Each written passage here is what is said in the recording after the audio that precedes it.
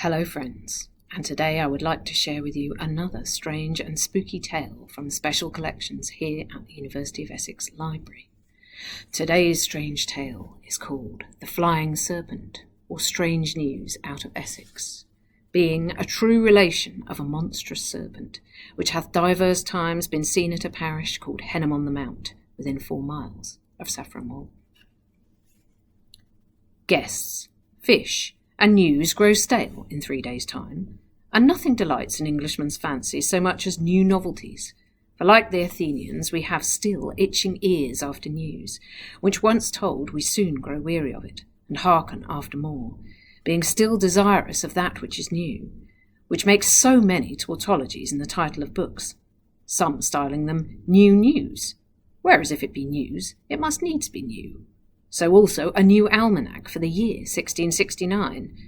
whereas an almanac for such a year was proper, if not properer. For if it be only for that year, it can neither be new nor old for any other. But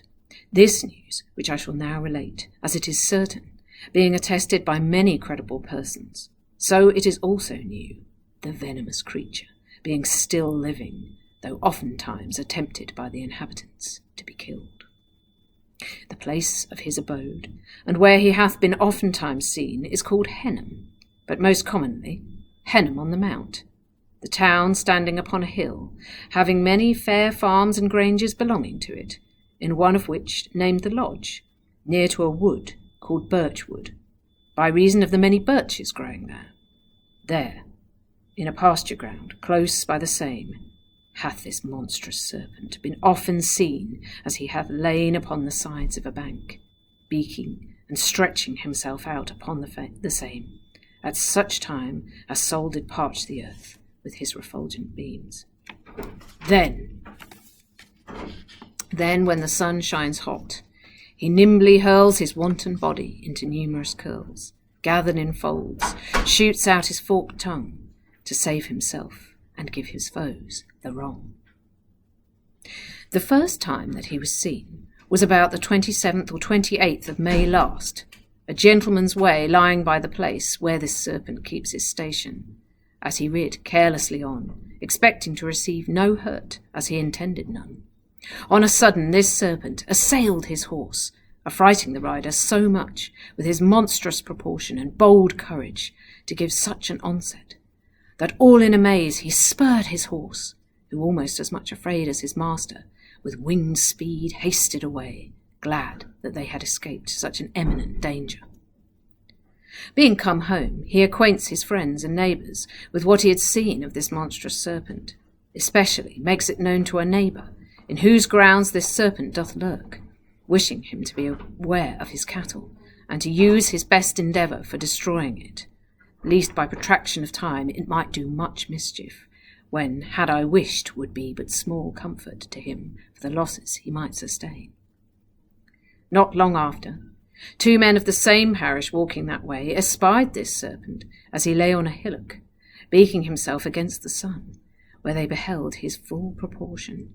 being as near as they could guess 8 or 9 foot long, the smallest part of him about the bigness of a man's leg, on the middle as big as a man's thigh. His eyes were very large and piercing, about the bigness of a sheep's eye. In his mouth he had 2 rows of teeth, which appeared to their sight very white and sharp, and on his back he had 2 wings, indifferent large, but not proportionable to the rest of his body, they judging them to be not above 2 handfuls long, and when spreaded, not to extend from the top of one wing to the utmost end of the other, above 2 foot at the most, and therefore altogether too weak to carry such an unwieldy body.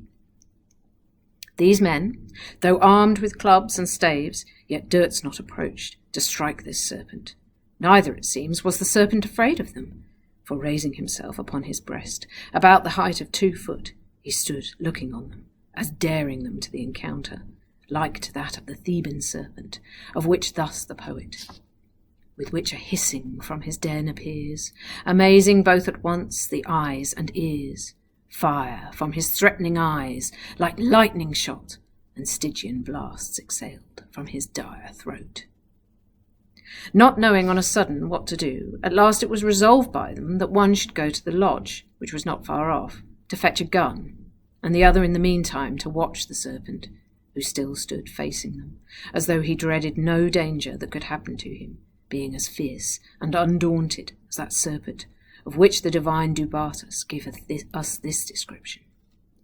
The several snakes that out of Libya's slime upbred, they all in him might well combine, nor could Medusa's head, had all the blood in one place fallen, produce a deadlier brood,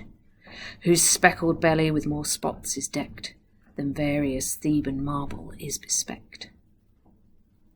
But whilst the one was thus gone for the gun, the serpent, as if he had waited long enough, folds himself up, and darting forth returns to the wood, making such a rustling noise in the hedge as if some wild boar or other large beast had been breaking through it. About 2 days after, the same serpent was seen by another, who gave the same description of it with the former as is above written. And that's all for today. I'll finish this story in the next section.